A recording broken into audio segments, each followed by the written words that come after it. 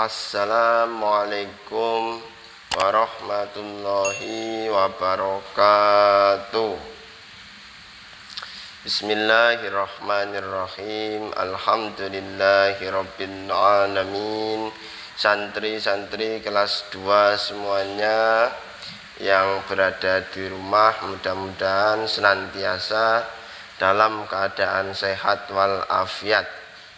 Pada pagi yang indah ini kita dapat berjumpa lagi dalam mata pelajaran pendidikan agama Islam. Oke, santri kelas 2 semuanya, langsung saja kita lanjutkan materi PAI kelas 2 pada pelajaran 3, yaitu memahami makna Asmaul Husna, Al-Quddus, As-Salam, dan Al-Khaliq. Santri semuanya bisa lihat di layar HP-nya ya, di layar HP-nya slide yang Pak Amir sediakan. Kompetensi dasarnya seperti biasa ada 2, yaitu pengetahuan dan juga keterampilan. Untuk pengetahuan yaitu memahami makna Asmaul Husna, Al-Khaliq, Al-Quddus, dan As-Salam. Untuk keterampilannya yaitu melafalkan Asmaul Husna, Al-Khaliq, Al-Quddus, dan As-Salam. Oke, sebelum kita lanjutkan ke materi pokoknya, santri semuanya dapat mempersiapkan terlebih dahulu untuk bukunya, yaitu pada halaman 37. Itu buku PAI Erlangga yang santri semuanya miliki. Mohon untuk dapat mempersiapkan bukunya ya, buku PAI Erlangganya dan juga buku tulisnya. Barangkali ada hal penting yang sebaiknya santri catat. Kalau di buku PAI Kemendikbud itu halaman 18. Ini file PDF yang pernah Pak Amir bagikan di Google Classroom. Ya, lanjut ya santri semuanya ya. Mudah-mudahan sudah menyiapkan buku PAI dan buku catatnya, buku tulisnya.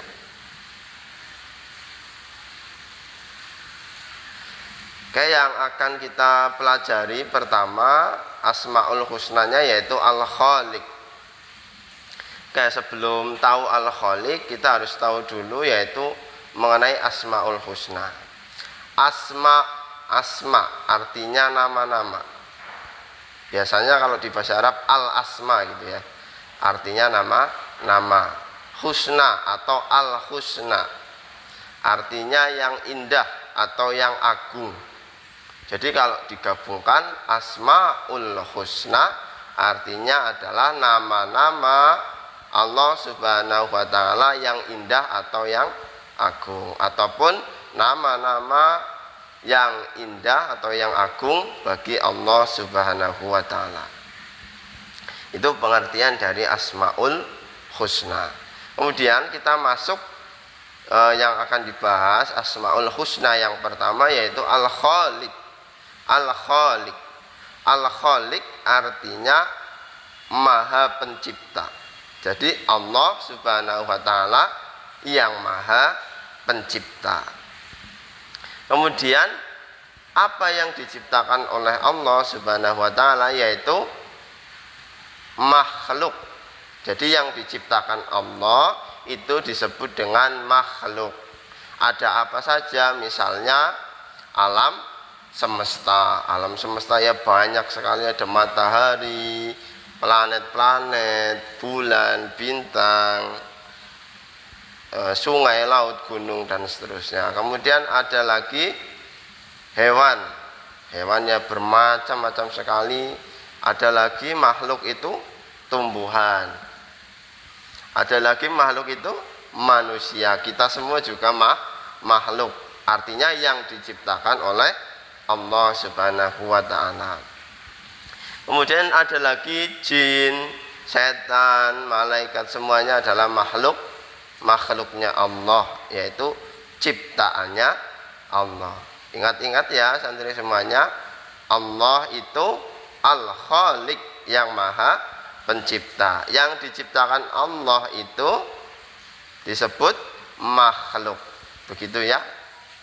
mudah-mudahan dapat dipahami. Kemudian dalilnya apa? Yaitu santri semuanya bisa lihat di bukunya, yaitu surat Al-Hasr ayat 24 yang berbunyi wallahul khaliqul bari'ul musawwirul lahul asmaul husna. Wallah, dialah Allah, al-khaliqu, khaliqu yaitu yang menciptakan, khaliqul bari'u yaitu yang mengadakan, bari'ul musawwiru yaitu yang membentuk rupa, lahu baginya atau dia atau Allah itu al-asma al-husna yaitu mempunyai nama-nama yang indah. Itu dalilnya atau keterangan di dalam Al-Quran yang menjelaskan bahwa Allah itu Al-Khaliq yang mempunyai nama-nama yang indah, yang mempunyai asmaul husna. Kemudian kita perlu merenungkan apakah benar bahwa Allah itu Maha Pencipta. Cara merenungkannya yaitu dengan memahami alam raya, memahami hewan, memahami tumbuhan, memahami diri kita sendiri. Misalkan kita bayangkan langit yang begitu luas, tinggi, tanpa ada tiang, tapi tidak roboh. Tiap hari langit menghadirkan ya pemandangan yang indah sekali, kadang biru, kadang putih, itu semuanya sangat indah. Misalnya lagi hewan misalnya ada apa ya, hewan itu misalnya yang semuanya luar biasa, hewan itu semuanya luar biasa. Misalnya ada cicak, ada nyamuk. Cicak makanannya nyamuk, cicak nggak bisa terbang, nyamuknya bisa terbang, tapi cicak tetap bisa dapat makanan berupa nyamuk yang bisa terbang, padahal cicaknya nggak punya sayap. Misalnya kita renungkan lagi tumbuh-tumbuhan, misalnya kaktus yang dapat bertahan di gurun pasir yang sangat panas, padahal semua tumbuhan itu membutuhkan air untuk fotosintesis, tapi kaktus mampu bertahan di kondisi yang sangat panas. Kemudian yang perlu kita renungkan juga misalnya diri kita sendiri, akal kita, betapa rumitnya kalau akal itu dibedah itu banyak sekali sel-sel kecil, banyak sekali jaringan sel yang sangat kecil yang menghubungkan satu bagian dengan bagian yang lainnya, dan itu sangat rumit sekali, lebih rumit dari apapun ataupun dari kabel-kabel yang ada di dunia ini, kabelnya PLN misalnya. Ini lebih rumit otaknya manusia. Misalnya mata kita, betapa luar biasanya, kalau dijual mata itu pasti mahal sekali, karena nggak mungkin ada yang bisa menciptakan mata yang persis seperti matanya manusia. Kemudian apalagi di dalam tubuh kita, kulit, semuanya itu menunjukkan hal yang luar biasa dan pasti ada yang menciptakan. Jadi kesimpulannya bahwa apapun yang kita lihat itu menunjukkan adanya Allah Subhanahu wa Ta'ala, adanya Allah yang apa? Yang maha pencipta, menciptakan segala sesuatu dengan sangat luar biasa. Bahkan banyak sekali orang-orang di luar Indonesia, di barat sana ya, Amerika, Jerman, Inggris dan seterusnya, yang karena belajar misalnya mempelajari hewan, mempelajari tumbuhan, meneliti tubuhnya manusia, pada akhirnya memeluk Islam karena takjub bahwa hewan, tumbuhan, manusia itu adalah luar biasa sekali. Pasti ada yang menciptakan, dan yang menciptakan itu adalah Allah Subhanahu wa Ta'ala. Pada akhirnya mereka itu masuk Islam. Itu ya, diingat-ingat ya. Apapun yang kita lihat menunjukkan adanya Allah Subhanahu wa Ta'ala yang maha pencipta. Nanti santri bisa merenungkan sendiri, lihat apa itu menunjukkan bahwa adanya Allah Subhanahu wa taala yang maha pencipta. Kemudian selanjutnya, kalau kita tahu bahwa Allah Subhanahu wa taala itu maha pencipta yang luar biasa, ciptaannya begitu menakjubkan, apa yang harus kita lakukan? Semestinya kita lakukan. Ini kita pelajari sekarang ya. Geser dulu.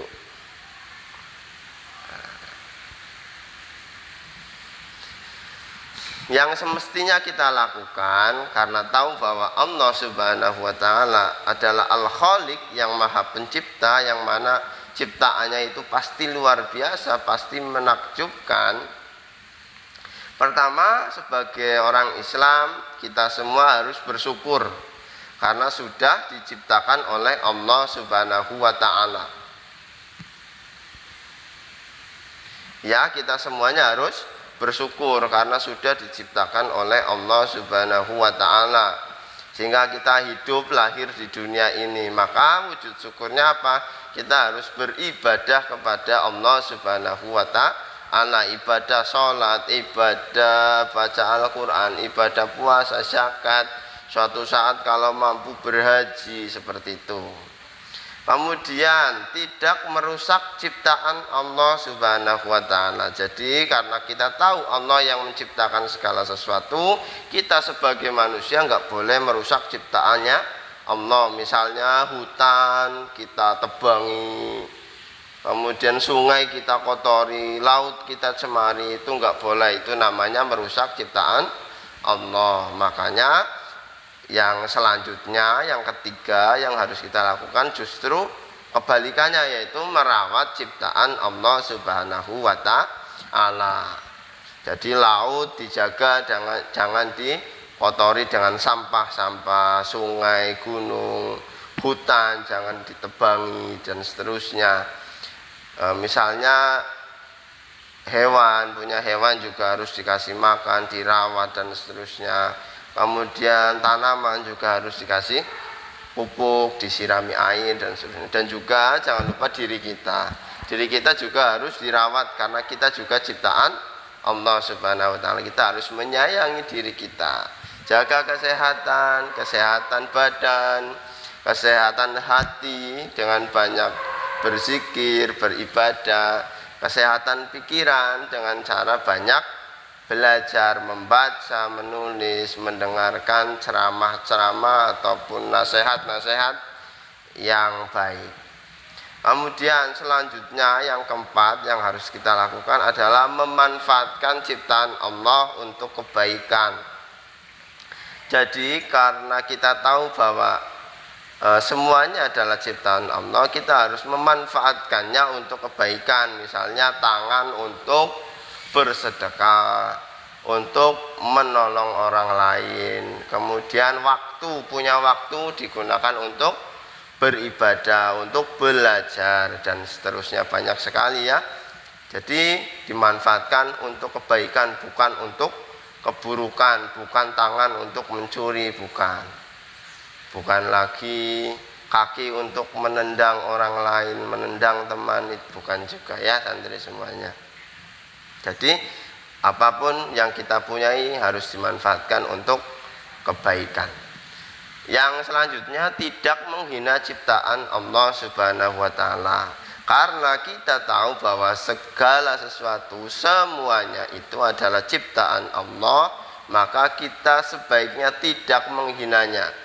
Karena ketika kita menghina ciptaan Allah, artinya kita menghina Allah Subhanahu wa taala.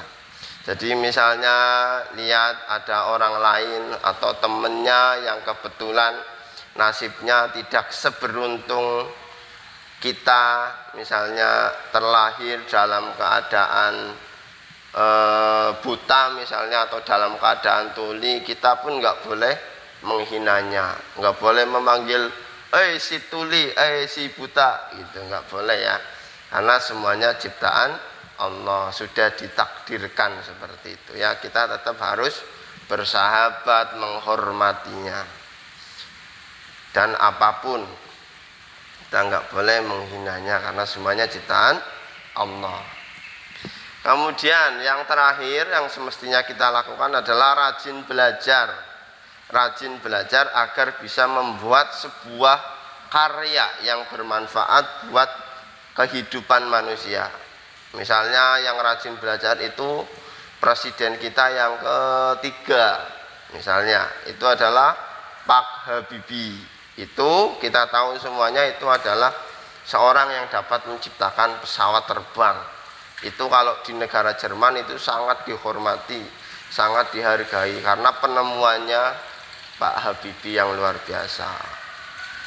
Dan banyak-banyak yang lainnya karena rajin belajar pada akhirnya dapat membuat sesuatu yang bermanfaat buat kehidupan manusia, buat kita semuanya. Itu kuncinya rajin belajar. Oke, santri-santri kelas 2 semuanya, untuk kesempatan kali ini mungkin sampai di sini dulu. Asmaul Husna sampai Al-Khaliq dulu. Kita lanjutkan minggu depan ya. Mudah-mudahan santri semuanya dapat memahami apa yang Pak Amir sampaikan. Kurang lebihnya mohon maaf. Sekiranya ada hal yang tidak dipahami ataupun pertanyaan, santri semuanya dapat menanyakannya di Google Classroom atau Japri Pak Amir lewat WA. Jangan lupa selalu jaga kesehatan dan semangat di dalam belajar. Terima kasih, kurang lebihnya mohon maaf. Assalamualaikum warahmatullahi wabarakatuh.